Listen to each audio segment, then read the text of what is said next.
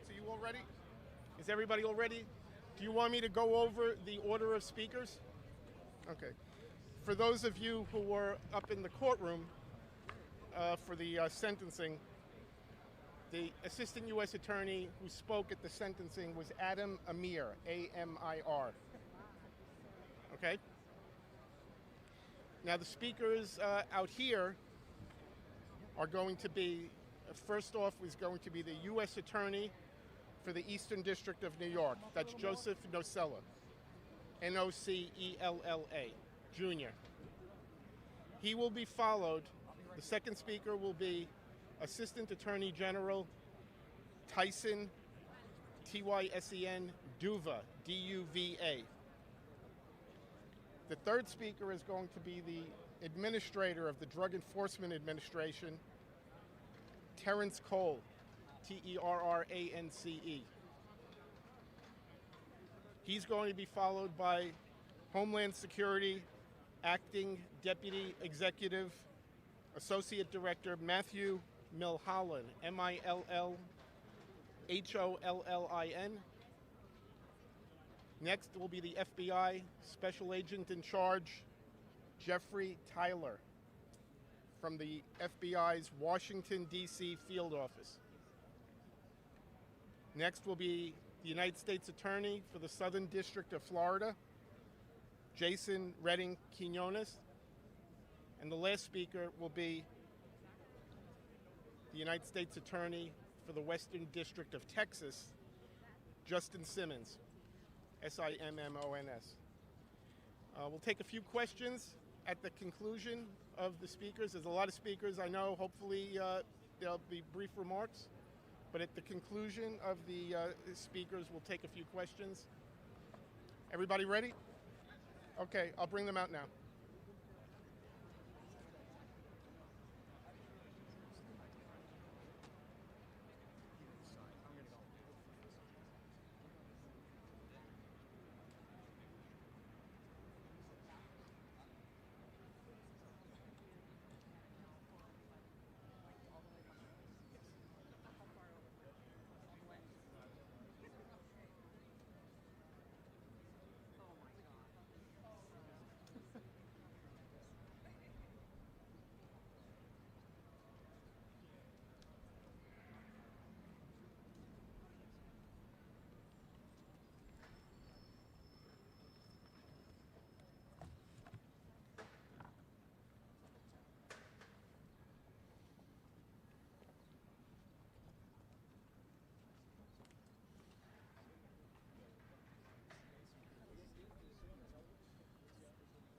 Good morning. I'm Joseph Nocella, the United States Attorney for the Eastern District of New York. And with me today are Assistant Attorney General Tyson Duva of the Justice Department's Criminal Division, Terry Cole, Administrator of the Drug Enforcement Administration, Matthew Milhollin from Homeland Security's Investigations, Jeffrey Tyler, Special Agent in charge of the FBI's Washington Field Office, Jason Redding Quinones, United States Attorney for the Southern District of Florida, and Justin Simmons, United States Attorney for the Western District of Texas. A short time ago, Ismael Zambada García, also known as El Mayo, was sentenced to life in prison. El Mayo was the world's single biggest drug trafficker this century. He joins fellow cartel leader Joaquim El Chapo Guzman in serving a life sentence following El Chapo's conviction here in Brooklyn in 2019. Over 3 decades, El Mayo and El Chapo built the Sinaloa Cartel into the largest drug trafficking organization that the world has ever seen.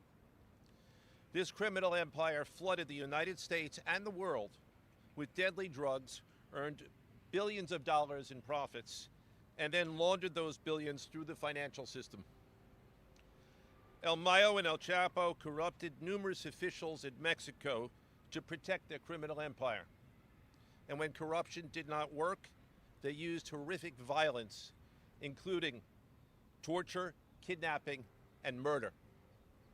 After El Chapo's conviction here in the Eastern District of New York, El Mayo took over exclusive control of the Sinaloa Cartel. El Mayo then expanded the drug cartel's dealing to include fentanyl and other drugs, making the cartel deadlier and more profitable than ever. El Mayo continued as the cartel's leader until he was arrested in 2024. A life sentence, cut off from family, cut off from freedom, cut off from the outside world, is fitting punishment for the harm that El Mayo has caused to countless victims. During El Mayo's control of the cartel, tens of thousands of parents lost children to addiction, overdose, and drug-related violence. I hope that El Mayo's life sentence brings some small measure of comfort to those families who have suffered so much pain. The message today is clear.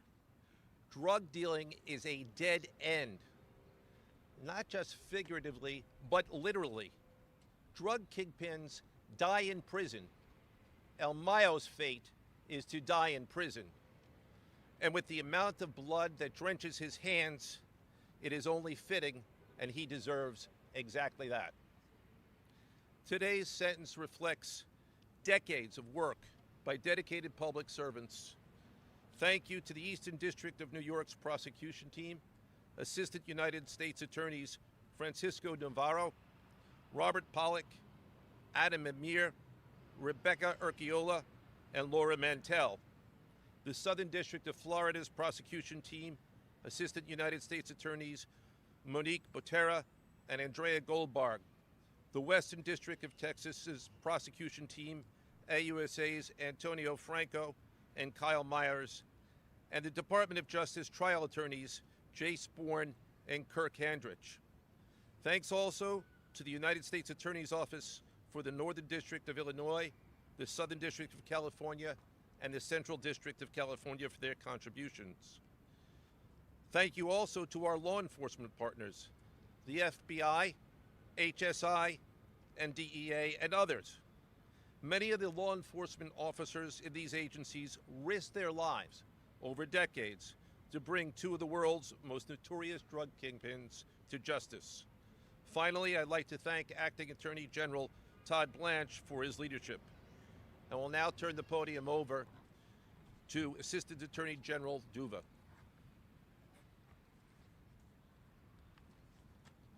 Thank you, Joe. Appreciate that. My name is Tyson Duva, and I'm the Assistant Attorney General in charge of the Criminal Division and Main Justice in Washington, D.C., and I supervise the Money Laundering, Narcotics, and Forfeiture section, which was an integral part of this prosecution. And I'm in the seat, but the real credit goes to the law enforcement officers, agents, and prosecutors for decades who worked on this case, and that is literally hundreds. They worked for 2 decades to bring this defendant, Ismael Zambada García, El Mayo, to justice today. And all of their efforts, those who are in the Department of Justice now, those who were here before in the Eastern District of New York, the Southern District of Florida, the trial attorneys in the Criminal Division, the Western District of Texas, and the other districts that Joe just mentioned, it really shows the true partnership together with DEA, HSI, and FBI, because it takes that many people, it takes the concerted effort, and it takes the teamwork to bring a narco trafficker, perhaps the worst that the world has ever seen, the most violent cartel the world has ever seen, to justice. And it happened in this historic courthouse, just like it happened many years ago with El Chapo Guzman. I've gotten to know a lot of the law enforcement officers and prosecutors who worked on this case, and it is truly historic. This defendant perpetrated unspeakable crimes and unquantifiable carnage on this country and other continents and many other countries for 50 years. Never held a legitimate job in his life. Never did anything worthwhile for any community. All he did was spread evil, poison, kill, and corrupt. His allocution at his plea hearing was very interesting.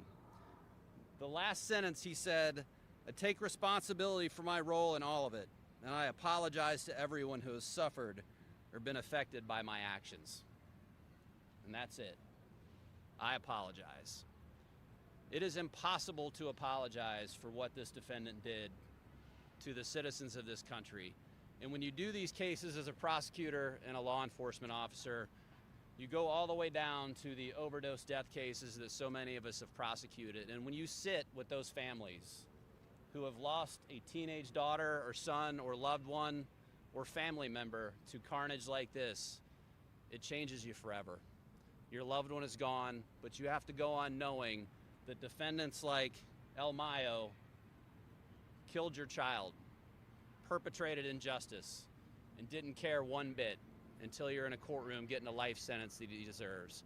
At 76 years old, we have no idea how much longer he will live, but he will spend the rest of his days in a prison cell. I want to thank the President of the United States, Donald Trump, for his unprecedented efforts for the total elimination of cartels and the efforts that he has put into the Homeland Security Task Force to further strengthen and bring law enforcement together for this purpose, to make these cases and other great cases behind them. I want to thank the Acting Attorney General, Todd Blanche, for his support as well. There have been great successes in prior administrations, and particularly this administration. There have been numerable extraditions and expulsions from Mexico to investigate and prosecute drug trafficking in this level.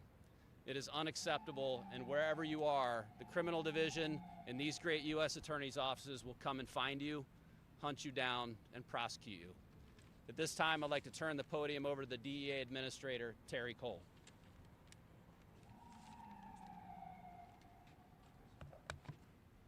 Good morning. For more than 4 decades, Mayo helped transform the Sinaloa Cartel into one of the most violent and prolific criminal organizations. Under his leadership, the cartel produced and trafficked massive amounts of deadly drugs at industrial scale. Its global network moved precursor chemicals across borders, operated clandestine laboratories, and flooded American communities with fentanyl, a weapon of mass destruction. The scale and severity of that threat led to the Sinaloa Cartel being designated as a foreign terrorist organization. An operation of that size could not survive without violence and trafficking alone. Corruption was essential to Mayo's criminal enterprise. He used bribery, influence, and intimidation to shield the cartel from justice, both within Mexico and beyond its borders. The cartel continues to corrupt institutions and undermine the rule of law for its own criminal purposes. Today, Mayo answered for his crimes before an American courtroom. That outcome reflects decades of tireless work by the men and women of DEA, HSI, and the FBI, and our federal law enforcement partners around the globe. It also reflects a principle that has guided this agency since its founding. No matter how powerful traffickers become and how much wealth and influence they acquire, DEA will not relent. Whether it takes months, years, or decades, we will not stop. We will not lose focus. We do not forget. To every member of DEA, HSI, and FBI, and our prosecutorial team who played a role in this investigation, thank you. Some began this work decades ago, others carried it forward. Today, you provided that determination and an unwavering commitment to justice can overcome even the most powerful criminal organizations. Today is a great day for law enforcement, but let me be clear. This sentencing is not the end. It's just the beginning. It's a warning to every cartel leader, global criminal enterprise, and foreign terrorists. If you traffic deadly drugs, profit from the suffering of others, and threaten our communities, DEA is coming for you.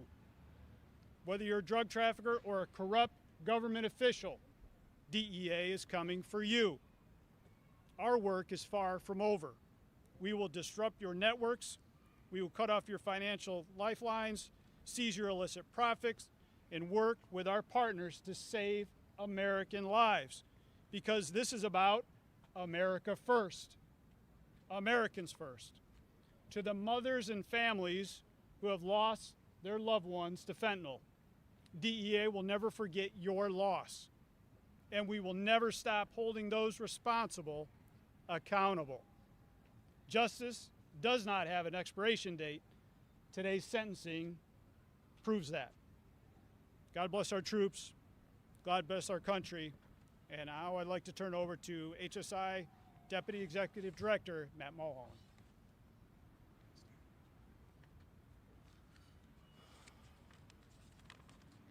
Good morning. My name is Matthew Mulholland. I am the Acting Deputy Executive Associate Director for Homeland Security Investigations. Today, the United States closes the book on one of the most violent and destructive criminal figures of our time. The most prolific drug trafficker in modern history, El Mayo. For more than 30 years, El Mayo ruled through raw terror. Under his command, the Sinaloa Cartel became a machine of brutality and greed.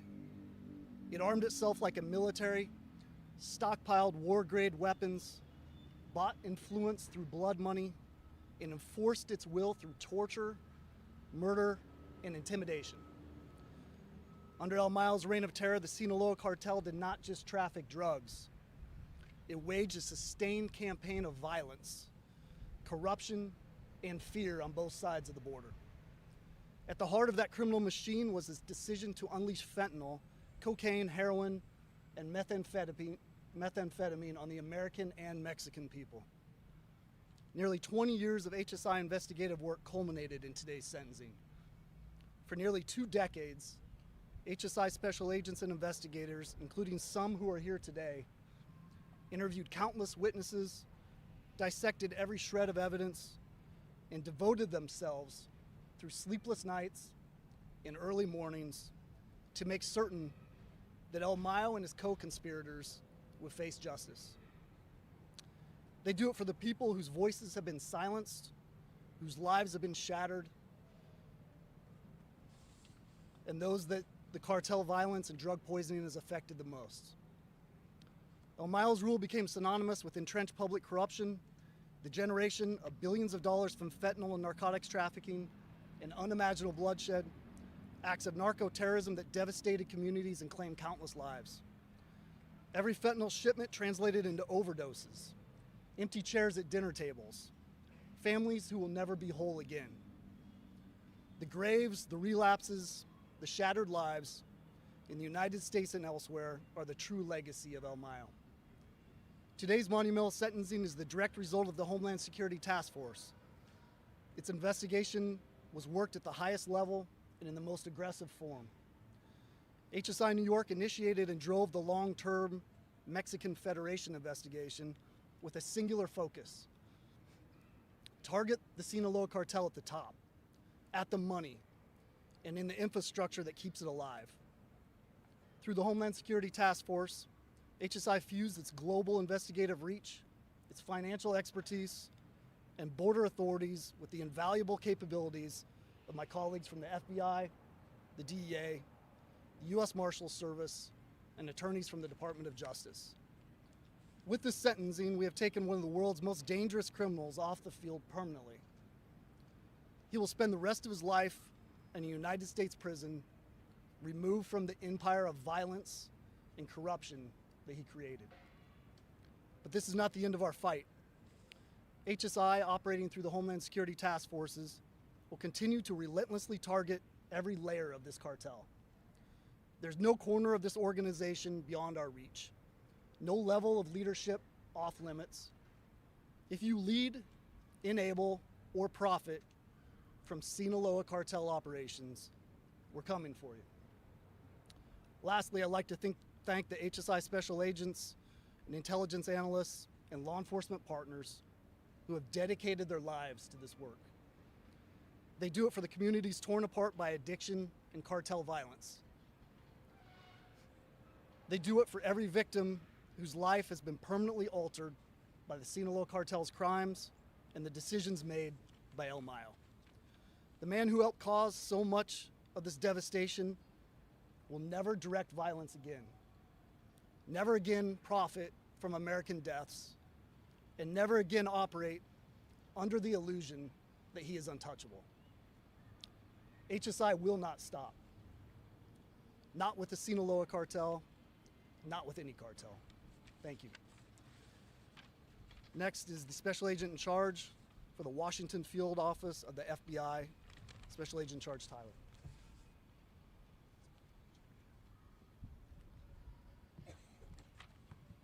Thank you, Matt, and good morning. I'm Jeff Tyler, Special Agent in Charge of the FBI's Washington Field Office Criminal Division. I'm grateful to stand shoulder to shoulder with our partners today as we announce this historic sentencing, a life sentence for a lifetime of crime. El Mayo's rise to power began when he and El Chapo founded the Sinaloa Cartel in the late 1980s. Through bribery, corruption, and violence, they built the cartel into one of the largest drug trafficking organizations in the world. As my colleague said, the Sinaloa Cartel has trafficked in tens of thousands of tons of drugs, including cocaine, heroin, methamphetamine, and fentanyl, into the United States, all while laundering billions of dollars of illicit proceeds back to Mexico. With El Mayo's sentencing today, both founders of the world's most notorious cartel will spend the rest of their lives in American prisons. His sentence is a win for the dozens of law enforcement officers and attorneys who spent decades working on this case. It's also a victory for every American family who has lost a loved one to a drug overdose, and every Mexican community that has lived under the fear of cartel violence. I'd like to thank the DEA, HSI, my colleagues at the FBI, and U.S. Attorney's offices from coast to coast, and all of our other partners who played a vital role in bringing El Mayo to justice. I'd like to thank our Homeland Security Task Force partners who are working with us every day toward our goal of eliminating criminal organizations like the Sinaloa Cartel. We can't recover all the blood under El Mayo's command, but we can continue to pour our collective resources into dismantling the cartel that he built. The sentences of El Chapo and El Mayo should serve as a warning to their sons and other faction leaders who seek to preserve the cartel. If you continue to traffic in brutality, if you continue to choose violence over law and order, we won't stop until we bring you to justice. I will now turn the podium over to United States Attorney Jason Redding, Quinones, Southern District of Florida.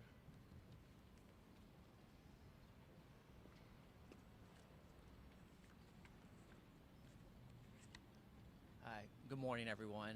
I'm Jason Redding Quinones. I'm the United States Attorney for the Southern District of Florida. Thank you all for being here today. Today, Ismael Mario Zambada García received the only sentence equal to the life he chose, life in federal prison. The court also ordered $15 billion in forfeiture judgment against him. For nearly 4 decades, he led the Sinaloa Cartel as it poured. We're here in New York. There's always going to be a couple distractions on the noise, so please bear with us. For over 4 decades, he led the Sinaloa Cartel, and he poured fentanyl, cocaine, heroin, and methamphetamines into American communities, laundered billions of dollars, corrupted public officials, and used violence and murder to protect his power. Today is also an important day for the Southern District of Florida. We were not bystanders in this prosecution. Our prosecutors were part of a joint team that built this case and carried it over many years. Assistant United States Attorneys Monique Butero, Andrea Goldberg worked tirelessly with our partners here in Brooklyn, in Texas, at the DEA, at HSI, and at FBI to bring one of the world's most powerful cartel leaders to justice.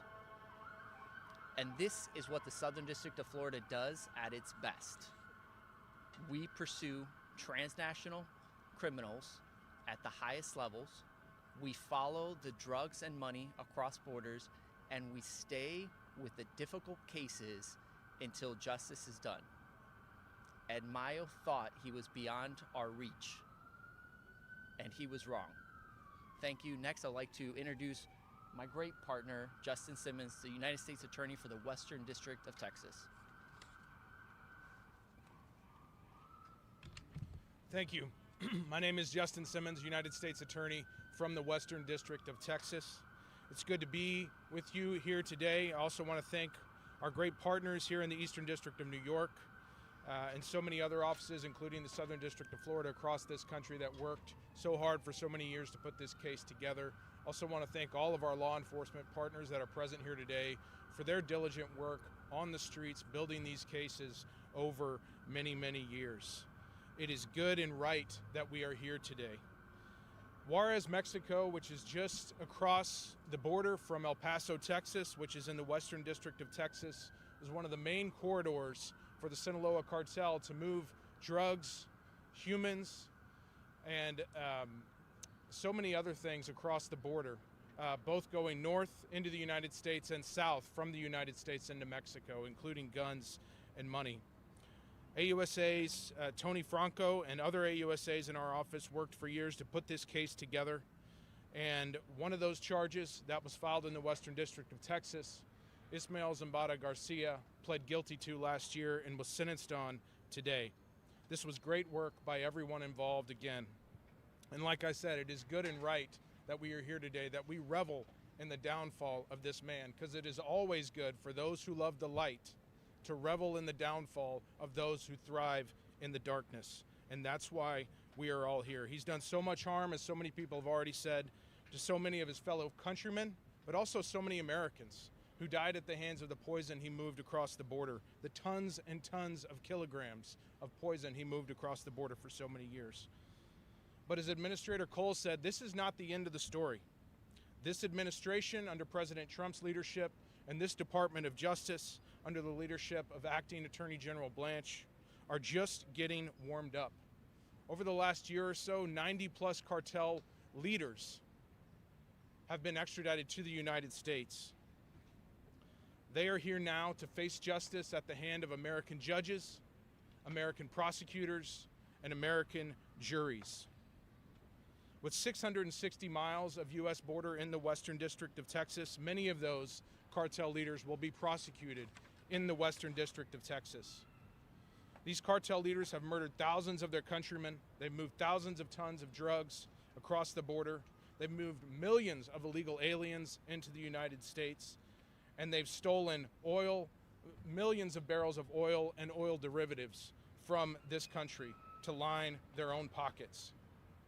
So that's where Western District of Texas AUSAs are focused. We're focused on hitting these cartels where it counts, right in the pocketbook. So we're working with our law enforcement partners to interdict those drug shipments, to interdict those alien shipments, to run down those stash houses that are all along the border, to stop the flow of guns, money, and oil going south. This will result in billions of dollars that the cartel will lose by our activities and that they've already lost. To that end, AUSAs in the Western District of Texas filed the first material support of a foreign terrorist organization charge in the United States against a Mexican drug cartel last year. We're continuing to do that on a daily basis. So in closing, again, I'm proud to be here today with my friends and colleagues. This is a great victory for everyone here, but it's a great victory for the American people. But more than that, I'm excited to get back to work tomorrow and put away those 90 other cartel leaders that were sent across over the last year. They have a date with justice awaiting, just like Mayo Zambada did today, and we're happy to meet them on that date.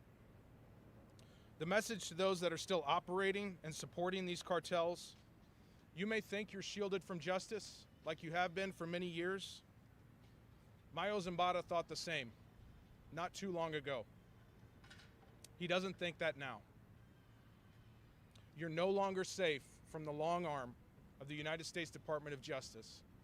Thank you very much. I'll turn it back over to Mr. Nacella to close out.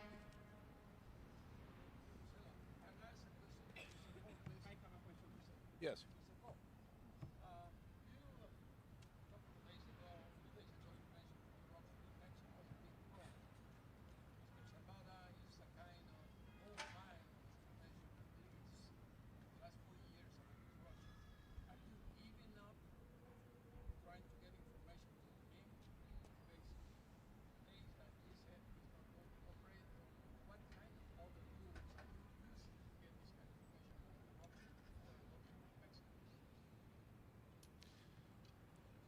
Mr. Cole, if you don't mind, I know you addressed the question to Mr. Cole. Unfortunately, ongoing investigations or even their existence is not something that we are at liberty to disclose. We cannot comment any further.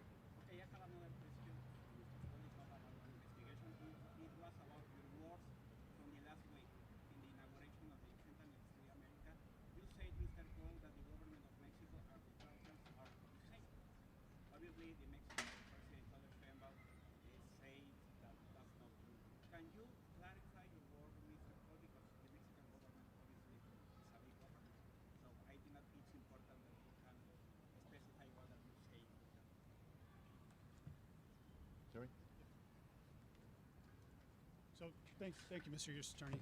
And as the U.S. Attorney pointed out, we can't talk about active investigations. We're here for an historic day.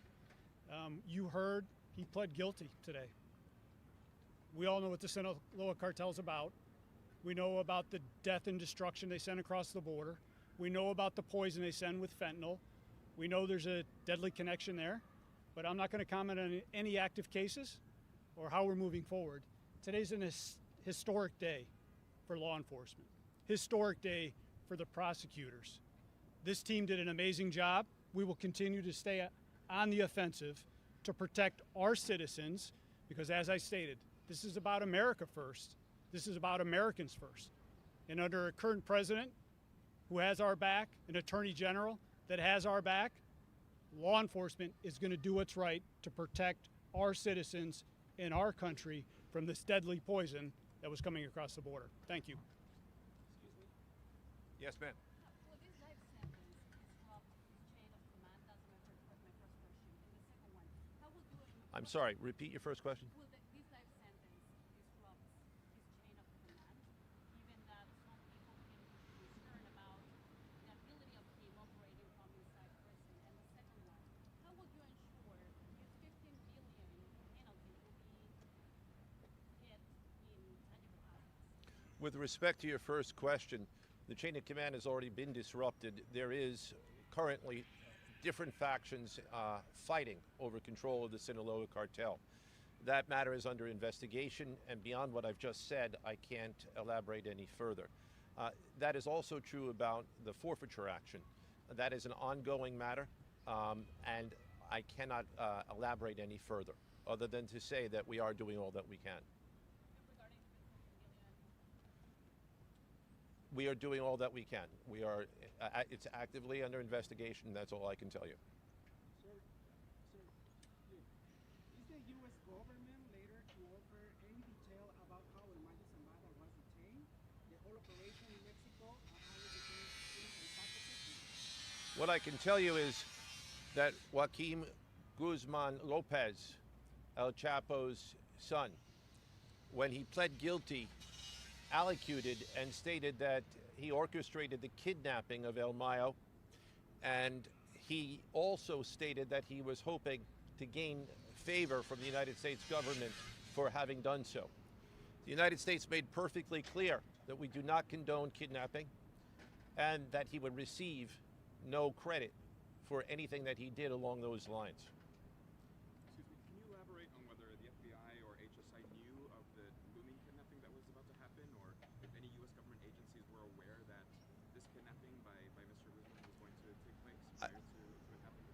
I was able to tell you what was stated in the public record, but beyond that, I can't say anything further because it is a matter of continuing investigation.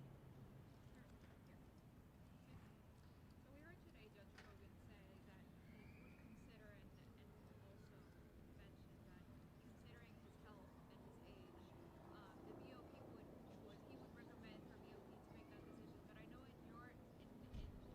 in the response from the first letter of sentence, the defendants said that they were mentioning that in the response, you guys mentioned something about security concerns that you guys have regarding what facility El Mayo could be sent. Is that still a concern that you guys have regarding security, given that he might get sent to a medical facility? Security is always a concern. and the decision as to exactly where he will be housed will be made, as Judge Gogan did observe, by the Bureau of Prisons. Last question. Any other questions? Last question. There is one. Very good. Thank you all. Have a good day.